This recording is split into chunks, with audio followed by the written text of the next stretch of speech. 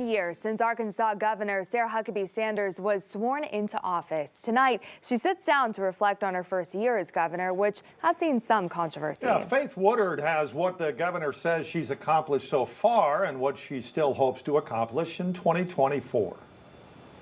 All right, I have the pleasure of sitting down with the first female governor of the state of Arkansas, Governor Sarah Huckabee Sanders. Thank you so much for taking the time to speak with us today. Absolutely, it's a pleasure. All right, we will jump right into it. Everyone's favorite. Let's talk about money. You have made significant strides when it comes to tax cuts, specifically corporate taxes, personal income tax. Where are we in your plan to phase out personal income tax? Well, I'm really proud of the fact that my first year in office, we were able to cut taxes not once, but twice, returning about $300 million back to individuals and businesses across the state. It's not something we can do overnight. We want to be smart and responsible through that process, but I'm confident that we can continue chipping away at that state income tax until we get it to zero. Now, one of the things I love that you say is you vowed to keep money in the pockets of Arkansans, but it's not just about tax cuts, it's also about increasing the average income in Arkansas. So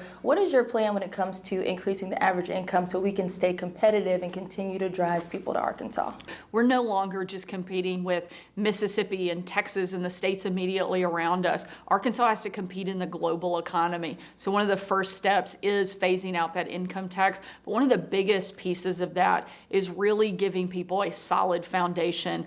And you do that by making sure that every student in the state has access to a good quality education. I'm a big believer that education is the very first and most important part of that foundation. It's why we spent so much time focusing the first part of this past year on passing and implementing Arkansas Learns, which is the most comprehensive, transformational education package, certainly in our state's history, maybe anywhere in the country, to really help give every student an opportunity to succeed. You know, you're trying to get away from that one-size-fits-all education policy and kind of state of mind. So with that in mind, some people are a little critical, you know, when it comes to certain aspects of Learns. Obviously, there are great achievements and success in Learns, but some people are a little critical. So when it comes to the voucher program and when it comes to, you know, just different aspects of Learns, how do you respond to some of that criticism? You know, I don't think that any child, not just in Arkansas, but anywhere in the country,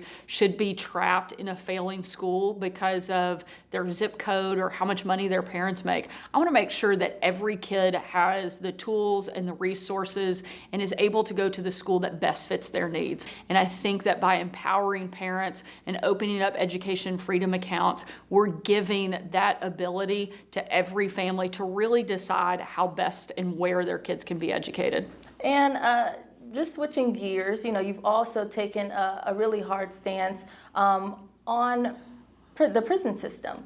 And so when it comes to the prison system, you passed the Protect Arkansas Act, which would lengthen the duration of prison sentences for violent offenders. But with that comes overcrowding, understaffing. So where does your plan stand currently in terms of overcoming that? Look, it's not the most fun topic and certainly not the most fun place to spend money, but unfortunately it's one of the most necessary. A state cannot really be successful if it's not safe, if people don't feel safe in their communities. And the idea that we would allow violent repeat offenders back on the streets, back into their community, simply because we don't have space to house them, to me is not a justification. We have existing space in our prisons. We want to open that up so that we are doing a better job of protecting our citizens and protecting the people of the state. What other solutions do you think are out there when it comes to fentanyl and the opioid crisis? We have to do a better job of the people who need recovery and rehabilitation programs that have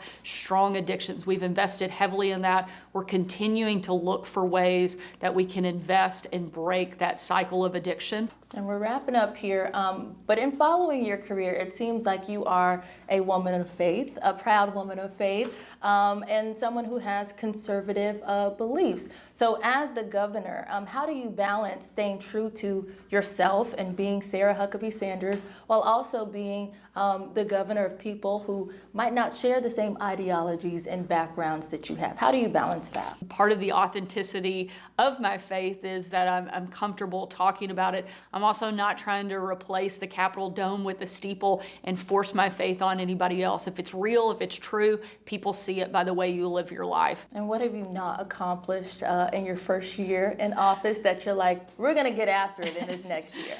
Look, I still want to see, I think the next year is 2023 on overdrive. I want to make Arkansas the best place in the country for anybody to live, to raise their family, and to work. And I think we've done some great things this past year, and we're only going to continue to build on that success so that everybody gets to see what I do and wants to be part of what's happening here in the state.